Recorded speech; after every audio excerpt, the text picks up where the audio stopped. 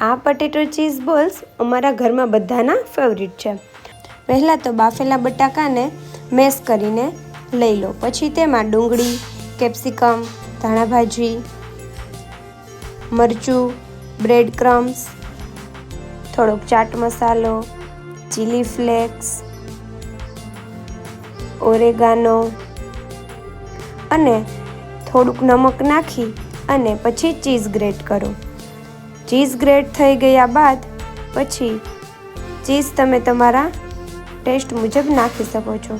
પછી તેને સરસ રીતે મિક્સ કરીને આ રીતે એક રાઉન્ડ શેપમાં લઈ લો। પછી તેની વચ્ચે એક ચીઝ ક્યુબ્સ મૂકી અને બોલ્સ બનાવી લો। પછી બોલ્સને બ્રેડ ક્રમ્સમાં કોટ કરી પછી મેંદાની સ્લરીમાં કોટ કરો અને પછી પાછું બ્રેડ ક્રમ્સની સ્લરીમાં કોટ કરો અને તેલ ગરમ થઈ ગયા બાદ તેને ફ્રાય કરો।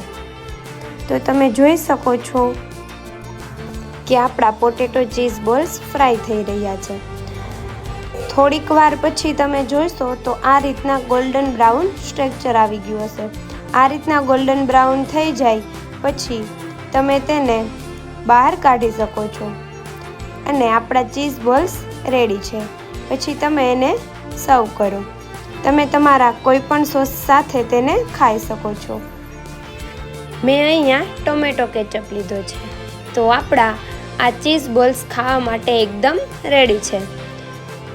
જો તમને મારી આ ડીશ પસંદ આવી હોય તો મારી ચેનલને લાઇક, શેર એન્ડ સબસ્ક્રાઈબ કરો।